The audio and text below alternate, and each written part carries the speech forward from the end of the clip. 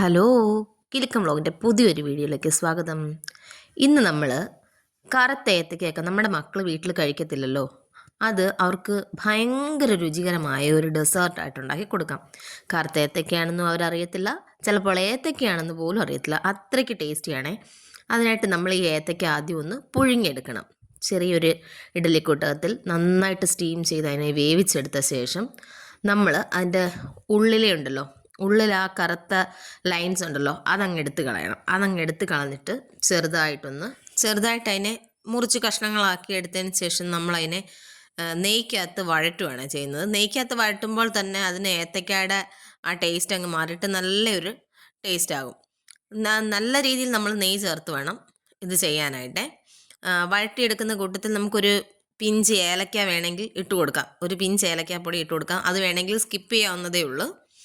ഇത് നന്നായിട്ട് വഴറ്റി മാറ്റി വെച്ചതിന് ശേഷം നമ്മൾ മിൽക്ക് മെയ്ഡ് ഉണ്ടെങ്കിൽ മിൽക്ക് മെയ്ഡ് ചേർക്കാം, അല്ലെങ്കിൽ തന്നെ നമുക്ക് ഹോം മെയ്ഡായിട്ട് മിൽക്ക് മെയ്ഡ് പോലെ തന്നെ തിക്നെസ് ഉള്ള ഒരു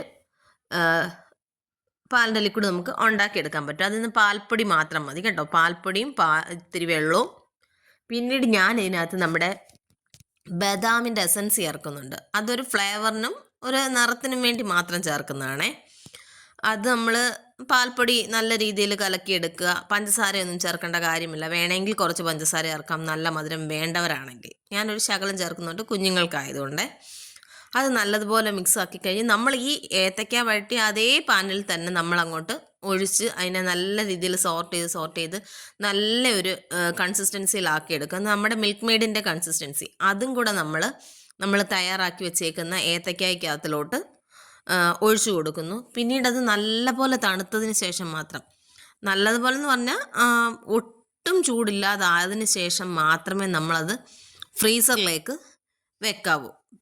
ഫ്രീസറിൽ വെച്ച് ഒരു 2 മണിക്കൂർ അല്ലെ 2-2.5 മണിക്കൂർ വെച്ച് നല്ല രീതിയിൽ അത് തണുത്ത് കഴിയുമ്പോൾ എടുത്തതിന് ശേഷം നമുക്കതിലേക്ക് ഐസ്ക്രീമും കൂടെ ചേർത്ത് കൊടുക്കാം. ഐസ്ക്രീം കൂടെ ചേർത്ത് കൊടുത്തു കഴിയുമ്പോഴത്തേക്ക് നമ്മുടെ ഡെസേർട്ട് എന്താ പറയണ്ടേ, അത് ഏത്തക്കയാണോ ഐസ്ക്രീമാണോ അതൊന്നും മനസ്സിലാക്കാൻ പറ്റാത്ത അത്രയ്ക്ക് ടേസ്റ്റിനകത്ത് ഉള്ളൊരു റെസിപ്പി ഉള്ളൊരു ഡെസേർട്ടായിട്ട് നമുക്ക് കിട്ടും.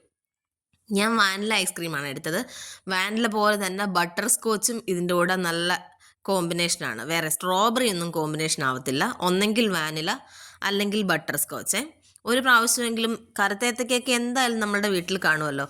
ഒരു ചെറിയ പാക്കറ്റ് വാനില ഐസ്ക്രീം ഉണ്ടെന്നുണ്ടെങ്കിൽ സുഖമായിട്ട് നമുക്ക്, ഞാൻ നോക്കിയിട്ട് എക്സ്ട്രാ ഒരു ചിലവ് അത് മാത്രമാണ് ഇതിനകത്ത്.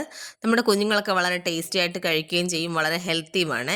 ഈ ചെറിയ വീഡിയോ ഇഷ്ടമായെങ്കിൽ ലൈക്ക് ചെയ്യാനും ഷെയർ ചെയ്യാനും സബ്സ്ക്രൈബ് ചെയ്യാനും മറന്നു പോകരുത്. പിന്നെ തൊട്ടടുത്തുള്ള ആ ബെൽ ബട്ടൺ കൂടെ ഒന്ന് അമർത്തിയേക്കണം. ഓൾ ഓപ്ഷൻ കൂടി കൊടുത്താൽ മാത്രമേ നമ്മുടെ നോട്ടിഫിക്കേഷൻ കൃത്യമായി എത്തുള്ളൂ. അപ്പോൾ ഓക്കെ, ബൈ ബൈ.